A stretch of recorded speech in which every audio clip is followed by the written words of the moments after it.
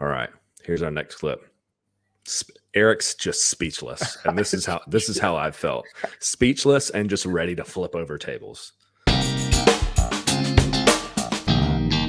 Welcome to the Provisionist Perspective. My name is Drew, and with me today I have. My name is Eric. And we're going to go on a full-on trigger fest today with John MacArthur's sermon on why does God allow so much evil and suffering in the world. Basically, today's goal, I've taken a number of clips and we're going to talk about them as whether he's being consistent or he's contradicting himself. And then after we release this episode, we're going to do another episode where we kind of give a little bit more of a positive case as far as how we would respond to some of the things that he says. But today is going to be mostly critique. So strap in. It's going to be fun. And it's also probably going to make you really mad. One way or another, no matter who you are, I feel like it's probably going to make you mad. So let's get into it. First of all, maybe Eric can just give us you saw the clips. Oh, yeah. Do you want to just say a few words to prepare our viewers, or just a few thoughts before we begin this? Hey, Johnny Mac, keep our words out your mouth. That's right. He switches back and forth between softening language and using free will-ish language, and then he'll go into very determinist language, and he'll kind of switch back and forth with those, and it doesn't make much sense. And it's ironic that as he's trying to be like, what he's trying to say is that there's this brand of theology that wants to like diminish the sovereignty of God. And like, so he's trying to be like, no, we need to hold stronger to the sovereignty of God. And we need to be more, stronger in our theology and all this stuff.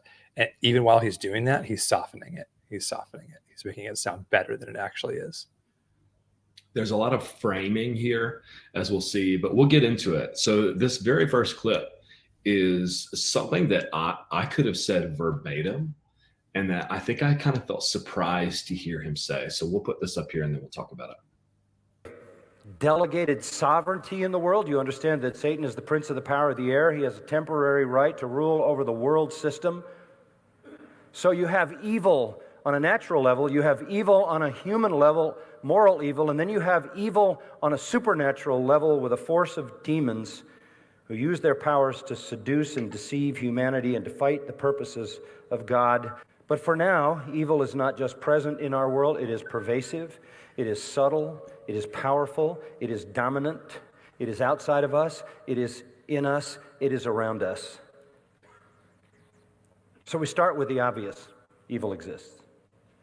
And it's not just minimal, and it's not just the kinds of things that we see on the television and read about in the criminal realm or the social realm in deprived places in the world. It is everywhere, in everyone, out of control, systemic evil. To fight the purposes of God? His quote is to work against the purposes of God, to which I say, amen. That's what the enemy does. He works. That's why he's called the enemy. That's what the word Satan means, is the enemy or the adversary.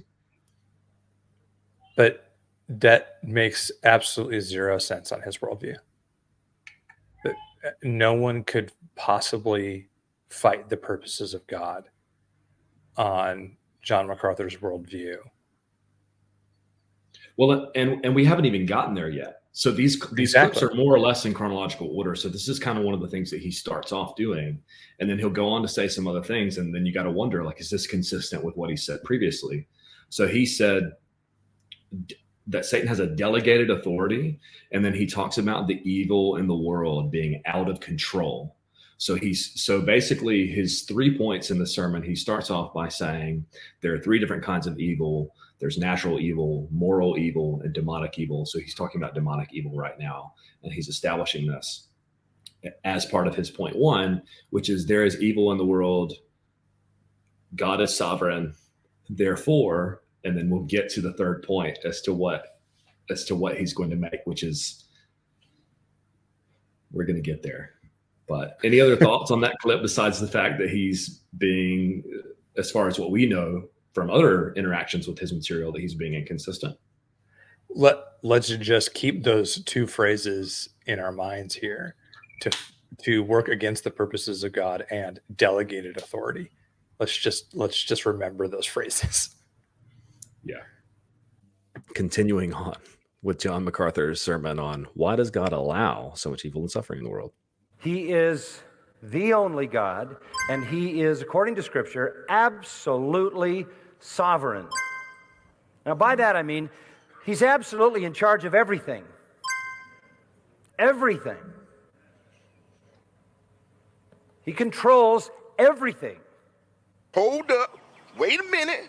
Something ain't right. So you can see my facetious way here of pointing out. So I called this clip a non sequitur because he says three things. He says he is God, he's absolutely sovereign, he's in charge of everything, and then he goes into he controls everything. And remember, he's talking about evil and suffering here. So he controls evil and suffering. And hopefully you can see a little bit about how this last one just kind of comes straight out of left field. And what's so crazy making about this, Eric, and you've highlighted it or implicitly highlighted it already. He used these words delegated authority earlier for the enemy, for Satan. What does delegated authority mean? Do words have any kind of meaning? How do you delegate authority to someone and then control what they do? So let's imagine that I'm working for a company and there's a guy underneath me and I say, listen, this floor of offices, you have control of this area. I'm delegating this authority. Let's say, okay, forget control. I'm giving you authority over floor 5. You have authority here, but actually I'm controlling that floor. What kind of delegated authority is that? It's not. It's just not. And then he says that the enemy, obviously named, works against the purposes of God. So God is controlling everything, including the enemy who works against his own purposes. Some views don't have to be refuted. They just have to be stated. This just seems so obviously on its face absurd to me. What do you think, Eric? It doesn't even use the word. It's completely idiosyncratic to the word authority or to the word sovereign. There isn't anyone who has ever thought that a king controls their subjects. That's not, the king has absolute authority, but no one has ever thought before the Calvinists came around that sovereignty means that you control everything your subjects do, even up until their every bowel movement. Like, it's just, you don't, that doesn't make no one thinks of sovereignty in that way. And it's not what the word means. It's not what the word authority means. If you were to tell that guy that he has authority over floor 4, and then you were just texting or emailing him his tasks every single hour, much less the actual control as Johnny Mac imagines it, he'd be like, and I don't have authority over this. Why did you tell me I have authority over this? And any of us that have been in any sort of leadership or influence position, if you delegate something to someone, you're not telling them what to do, especially if you delegate authority to them. And so this is what Eric is saying by, like, keep our words out your mouth, Johnny Mac, because there can be no cogent way of understanding delegation of authority on what he's going to go on to explain.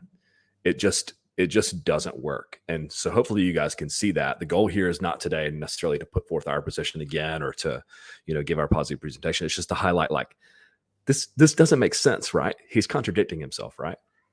And it is like just to take it a step further a little bit, if you look at the way that the world is and you say that Satan has delegated authority, you can kind of still lead yourself to blaming God for that. That, well, why did he delegate authority to Satan?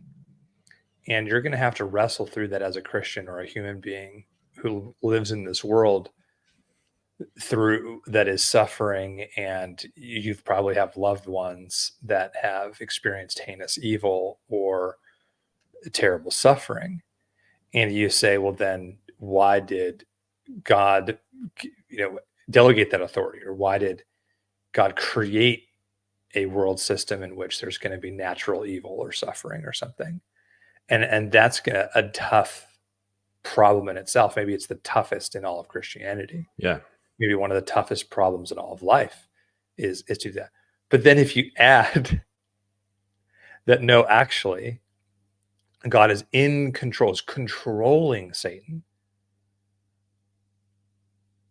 And how do you get around that? And the very last clip that we're going to show, so I think we have 10 or 11 clips. The very last clip that he's going to show is going to be basically what's like an appeal to emotion, and he's going to give you two choices. And to me, it seems like he's painting this as though like, would you rather live in this world or in this world? And like neither world is desirable. But for some reason he chooses this one because he's made anyway. So we'll get there on that one, but we'll hop into the next clip because there's plenty to talk about here. So he created everything out of nothing. He controls everything, and he will consummate everything. He is governing history in every minute detail. There's not one molecule in the universe that's out of line with his purposes. I don't know if you guys caught my little meme there. If you're listening on audio or something like that, you'd have to see it on YouTube to catch it. But if you're on YouTube, you can go back and slow it down and watch it. That's just like a little Easter egg for you. But so this is contradicting his previous claims about delegation and Satan working against his own purposes, isn't it? Like and his quote is, in every minute detail, God is in control. He's in control of that. He's in control of the enemy. He is controlling the enemy who is working against his own purposes. And then he's going to answer later on in this broadcast, in his sermon, why that is. And I think that his answer why has got to be one of the worst responses to this issue that you could possibly come up with.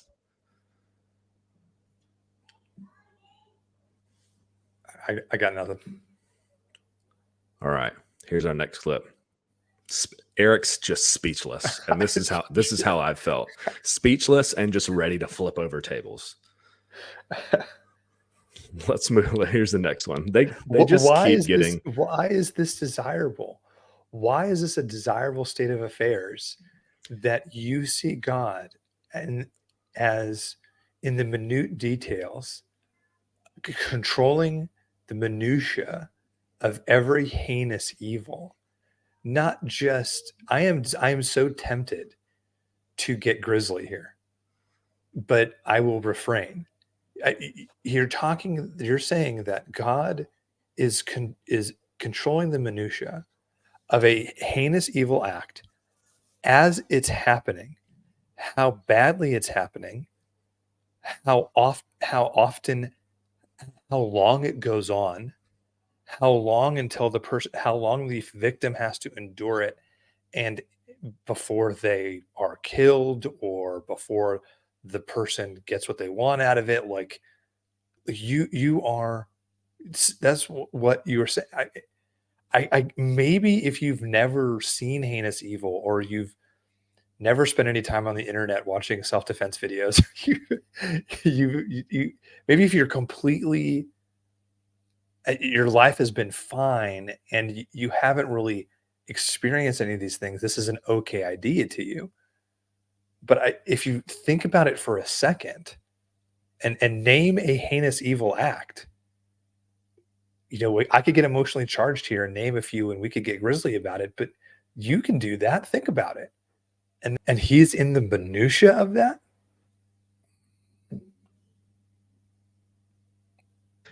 And the reason, Eric, the reason why the answer to your question regarding why is this preferable is because of how he paints the alternatives. So we're not going to go into that today because I feel like that's not really part of our job. That might be something that we do in our positive case response to say, actually, this is the way we would say it. But he paints the alternatives as completely and totally ridiculous. Who would ever accept these? And they're not accurate representations. So he talks about process theism, open theism, and essentially all free will theism, paints them in the worst way possible, and then just kind of moves on into his talk about God's permission of evil and stuff. And now, so you can come back and check the barrage of verses that he's going to go through. You could listen to it in the sermon. I'm going to put it right here in post, so it's just going to show up on the screen. But this very first, I'm going to let him give the passage that he thinks summarizes this. Okay. Don't be mistaken. He is holy. He cannot do evil. He cannot look upon evil positively. He is the God who is incapable of doing anything evil. He is holy, holy, holy.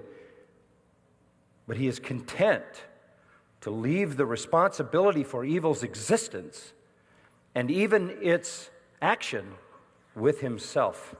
With himself. He says that, even its action with himself. Okay.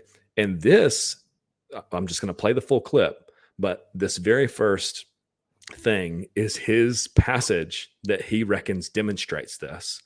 You let me know if you think this is accurate, and you can go back and check all these other passages at your free time. You can rewind it and pause it and screenshot or whatever else it is that you want to do.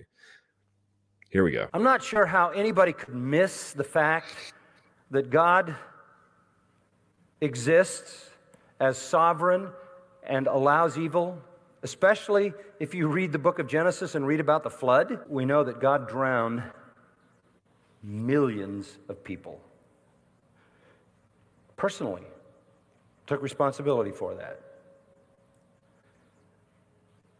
So while liberal theology and assorted other so-called evangelicals feel desperately the need to rescue God from this perception, God is quite content to make it clear that he is in fact unhesitatingly sovereign over everything that exists without a hint of reluctance. He's not asking to be rescued from bad press that's fallen upon him because he's been blamed for all the bad things that are in the world. So I apologize. It didn't actually do the very first verse. That's going to be in the very next clip, but I'll keep the verses up there where I said I would so that people who are watching aren't confused and don't see what they're expecting to see. But so he says, he uses the flood as an example, and he says, God flooded the world because of their sin. Therefore, God designed evil into the universe. He says he took responsibility for destroying evil sinners in their wickedness. Therefore, he's not afraid to leave all of the action of evil at his feet. I hope that all of you can see how absurd that is, how that is just another non sequitur that just doesn't follow. Like when I was listening to this, I'm thinking, what does the flood have to do with that at all? Nothing. It has nothing to do with that. Judgment of evildoers is a moral good.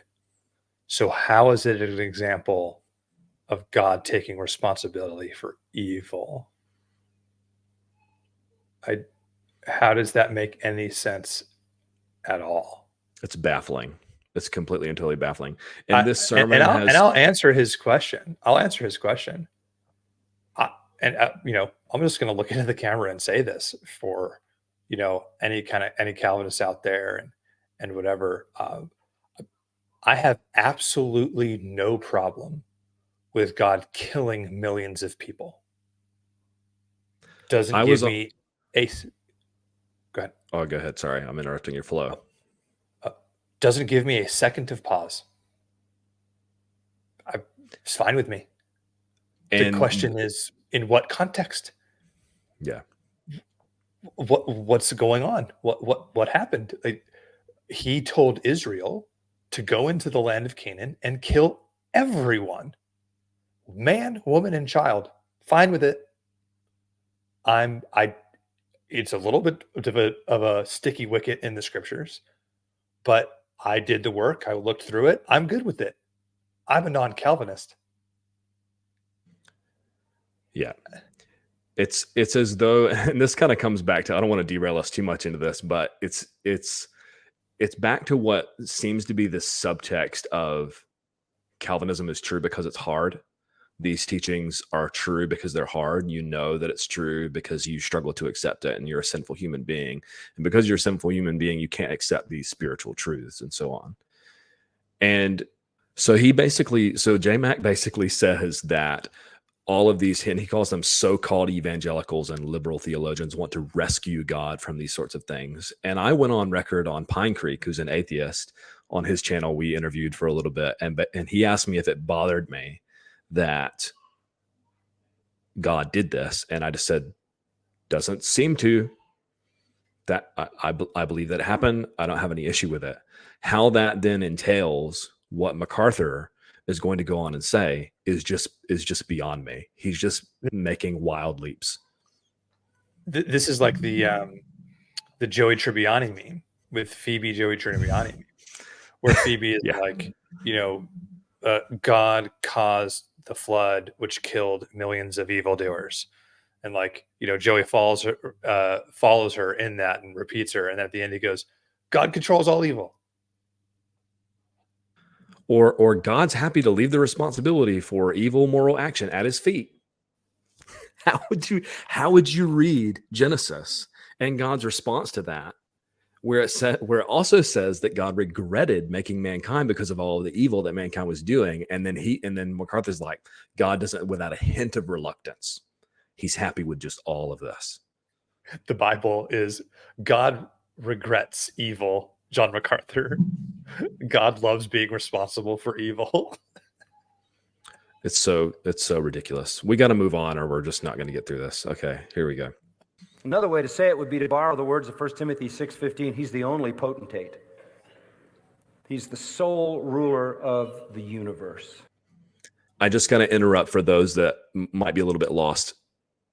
Timothy says it in this way: God is the only potentate, is his summary of saying that God is happy to leave all of the responsibility of evil at his own feet. We're just going to let him keep talking, but that's the verse that he gave. He said, in other words, Timothy says it, all of this overturning of the nature of God and the truth of Scripture to get God off the hook, and God doesn't want to be off that hook. He's God. We'll never be able to divest God of the responsibility for the existence of evil. He allowed it and designed it into this universe without being responsible for it. So this would fall under the trust me bro, like source trust me bro, because, and what I don't get about this is he says he's happy to have it at his feet. This is after him saying this again. Don't be mistaken. He is holy. He cannot do evil. He cannot look upon evil positively. He is the God who is incapable of doing anything evil. He is holy, holy, holy. But he is content to leave the responsibility for evil's existence, even its action with himself. And he goes on to give an hour-long sermon explaining why God does what he does. So if God doesn't want to be off the hook, then why bother with any of this? Why bother with any of it? This is watching this sermon, and then the army of people who are going to come in and defend this is like watching a psychological experiment happening, where the experiment is, how many people can you convince when you're saying nonsense if you just say it confidently? If you say ridiculous things that contradict themselves and make no sense, but if you say it confidently, and if it sounds like something that might be true, you can convince armies of people.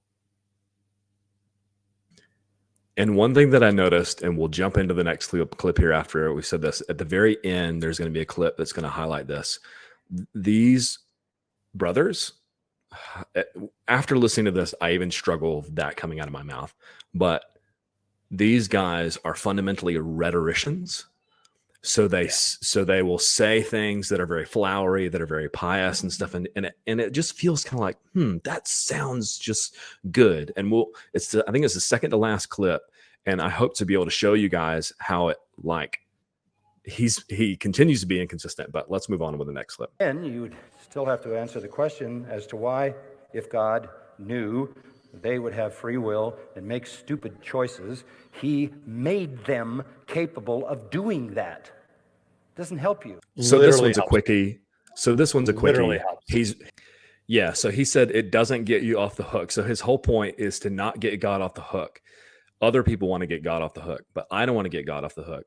And even this doesn't get you off the hook because God knows that you're capable of doing those evils that He created you capable. He created you capable. So it doesn't get him off the hook that you're trying to get him off of.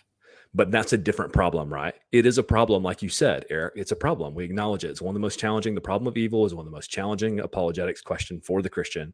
It's a different question to say, God gave us this free will, knowing that we're capable of these various sins, knowing that it could or would or whatever end up in this situation. That's different from God designing evil into the universe, isn't it? Completely Isn't that a bigger different. problem? Isn't you that... understand that that's worse, right? You understand that's way worse, right? Like good place clip, right? Wait. Yes. You understand that's worse. You understand that's worse, right?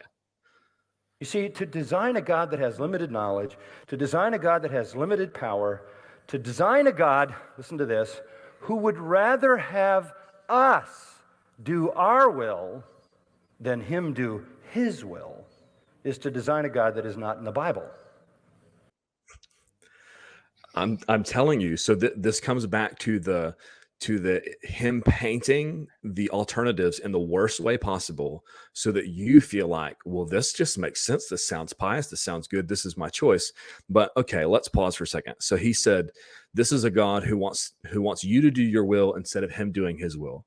Let's just apply this just for a moment. God's will is for our sanctification. God's will is to have healthy and whole marriages, to have fruitful relationships. You look at the state of the world, those things are not the case. So God's doing all of his will, which includes all these other things. I would much rather say not this false dichotomy, this fallacy, really, of it's either all God's will or all our will. Either God does his will or he does our. It's a mixture of both. God is doing his will and we are doing our will, which is sin. It's so easy. It's so obviously the case that he has a will, that he's doing it, and he's working in humans that they would do his will because it's best for their lives and it's furthers his kingdom, and he's working in the world to get humans to do his will, while at the same time we're also doing our own will, which is autonomy or sin, or we want to do our own thing and go our own way. And it's obviously both happening at the same time. Everybody knows this.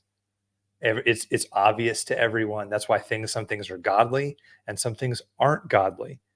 What does that adjective even mean? That something is godly if he's always doing his will. If no matter what I'm doing his will, even if it's committing adultery, that's doing his will. What is saying adultery is ungodly then? What does that even mean? I want you to kind of capture a word, if you can. There's a great little statement in Romans 3:5, and this is what it says. Our unrighteousness, here's the key word, demonstrates the righteousness of God. Our unrighteousness demonstrates the righteousness of God. In other words, our unrighteousness, and in that case he's talking about Israel particularly, our unrighteousness, our sin, our fallenness, our iniquity, our corruption, our wretchedness puts the righteousness of God on display. And that is singularly a reality at the cross, isn't it? Let's let him say this one more time just for emphasis. Our sin, our fallenness, our iniquity, our corruption, our wretchedness puts the righteousness of God on display. So this is what I was alluding to earlier, Eric, when I said it gets so much worse. Viewers, it gets so much worse. Because in context, he's saying God has designed evil into this universe in order to highlight his own righteousness. He's using Romans 3:5 to talk about this. We'll get into that in our next episode and talk about how we think he's wrong here. But so in context, and what you just said, Eric, is like, so my adultery highlights God's righteousness. That is the direct practical application of this, is it not? I mean, he talks about the cross and how, his love and his mercy and stuff is shown at the cross. But in the minutia, in the day-to-day, our unrighteousness highlights his righteousness, right? Doesn't this go when Paul says 3 chapters, and I say chapters because there's no such thing as chapters in these letters, but 3 chapters later, he says, shall we sin so that grace may abound? Of course not. Is this not like the way that he's using this passage is we sin so that grace may abound? It's not that we should sin, but that we do sin according to God's design so that God's grace and mercy may abound. Is that not what he's saying? He's just using the word righteousness instead of grace and mercy. It's just the same kind of thing. He's saying we sin so that God's righteousness may abound. And Paul would be like, no, that's not. He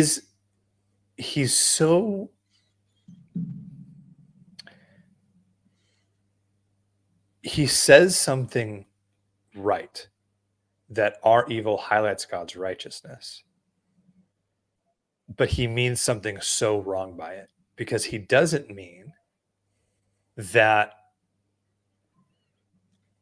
our sin and degradation and how the world is shows in contrast to God's righteousness. That God's righteousness is not like that at all.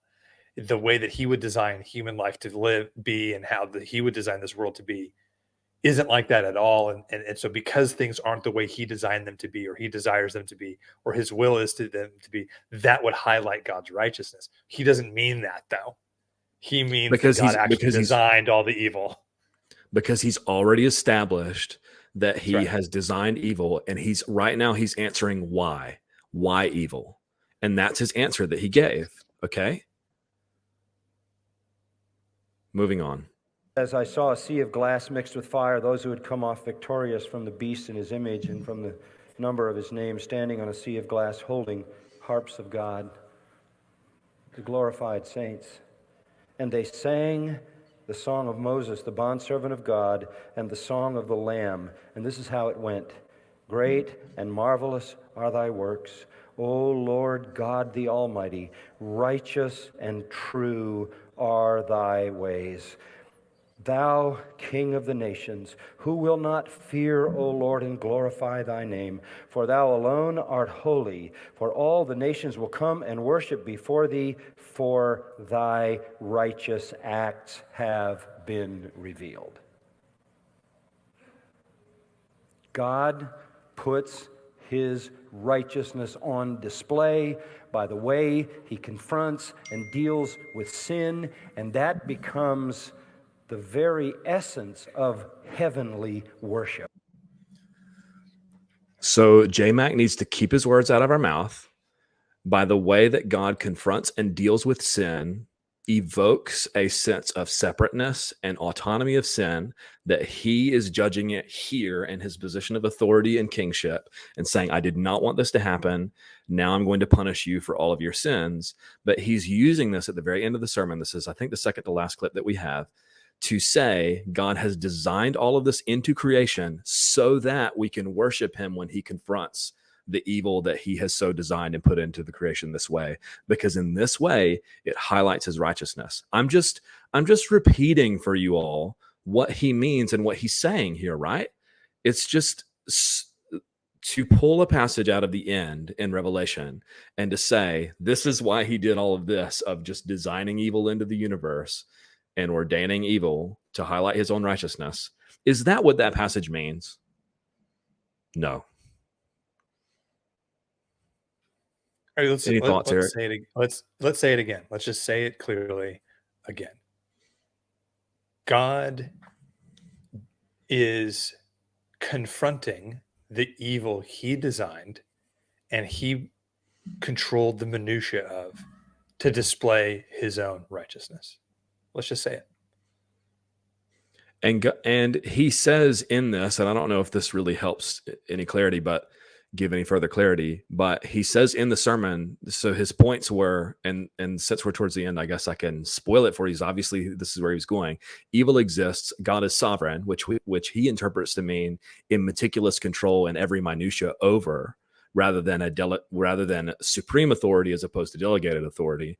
And then thirdly, that God wills evil. That was his third point. God wills evil.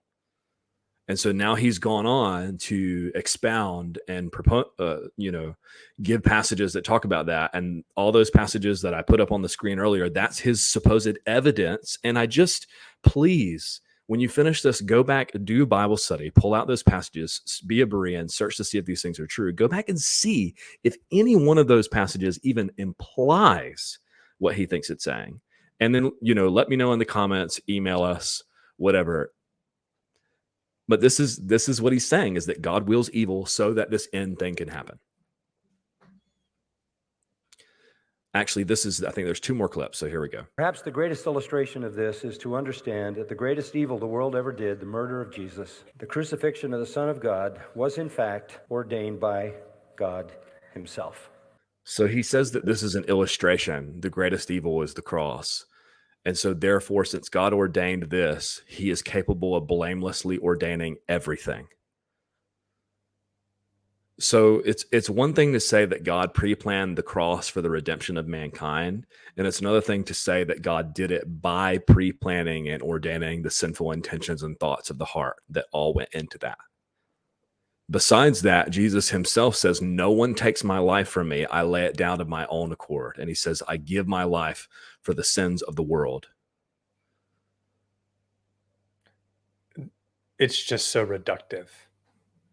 It's so oversimplified. Pilate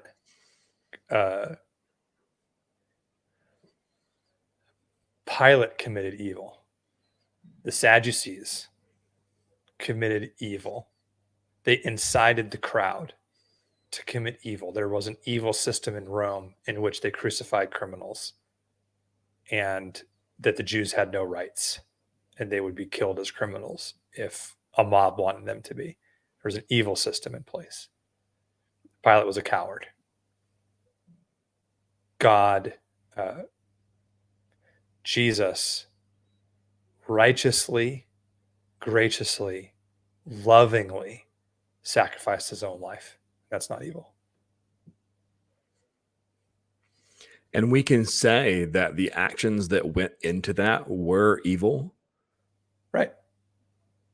But even if I concede that God ordained those specific actions, thoughts, and intents, whatever, does that then mean that that is evidence for God having predetermined and preordained everything? We'll get into this in more of the positive case stuff right now. That's not our goal. Our goal is to produce a critique right now. But this is our God. I'll tell you this. I don't want to live in a world where evil controls God. No such world exists. But that's the choice you have. You either believe in the God who is in complete control of evil, or you believe evil is in control of God, and he's reacting to it the best he can. So again, these preachers, they are fundamentally rhetoricians. So that's just rhetoric, and it's a false dichotomy to say either. And it's just absurd to me on its face to say either God is controlling all evils or everything else is controlling God and he's just reacting. Why can't we be in control of and causing, I should say, our own evils, our own actions? And then God is standing in either judgment or condemnation or grace and mercy over those things, and that they be separate. In what way does me having free will mean that I'm controlling God and that he's reacting to me? Please explain it, Eric. Well, you either have a Farfik-Nugan or you have a Vanderbloemen, and you got to choose one. It's just it's nonsense. It's absolute nonsense.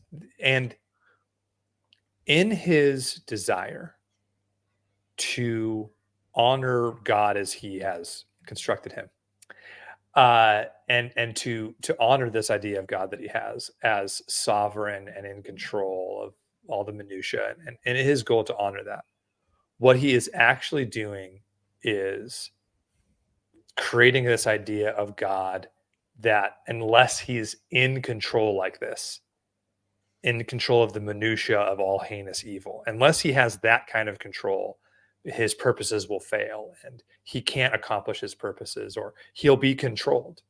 It's kind of what he's saying. I'm just taking a little bit of a implied logical inference here that unless God is in meticulous minutia control of all evil, then either that or he's controlled by evil.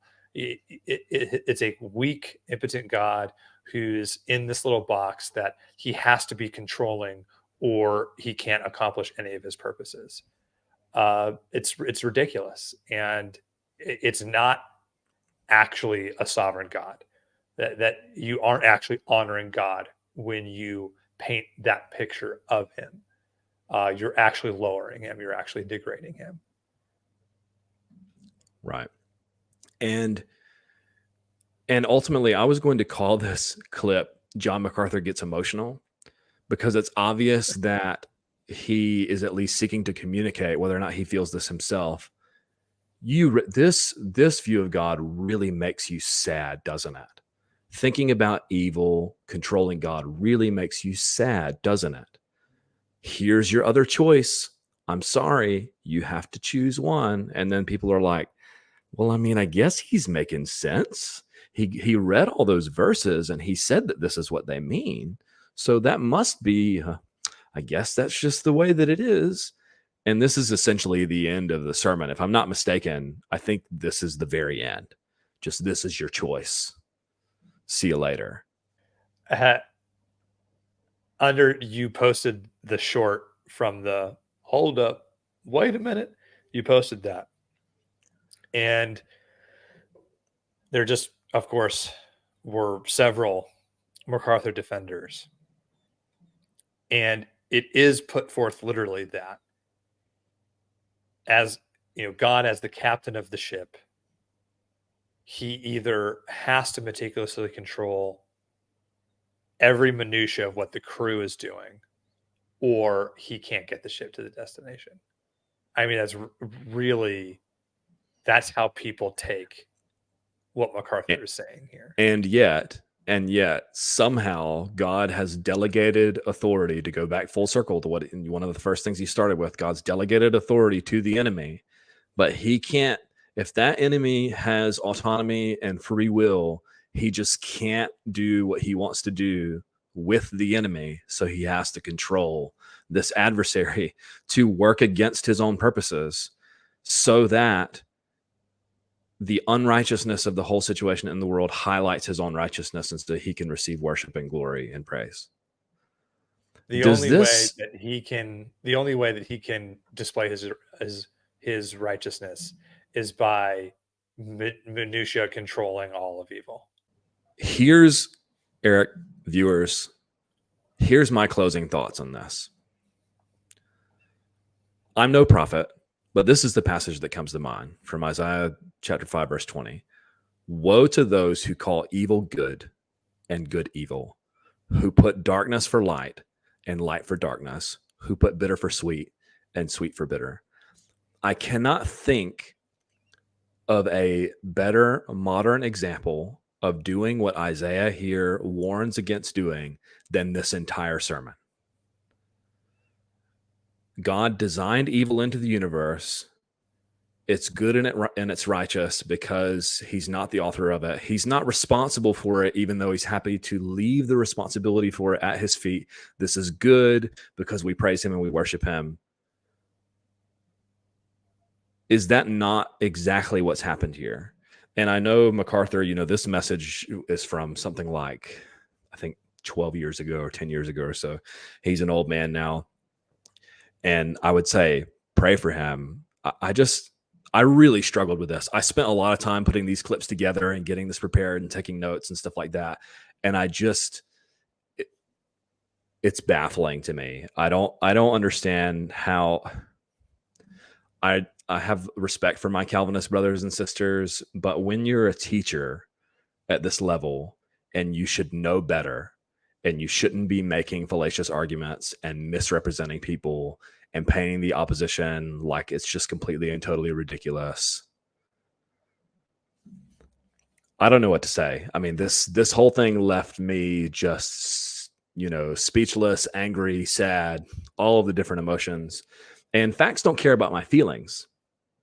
But hopefully we've showed you today through logic and comparison and contradiction the problems with this teaching. So next time you see us here, it's going to be a response to this in terms of our view, the biblical arguments and things that we would have said but didn't have time to say. Tune in for that. Follow us on the socials. We're on Facebook, Provisionist Perspective, Twitter, Instagram, TikTok. We have a few videos up there. I just recently uploaded a clip from John MacArthur in preparation for this that I thought would be kind of fun.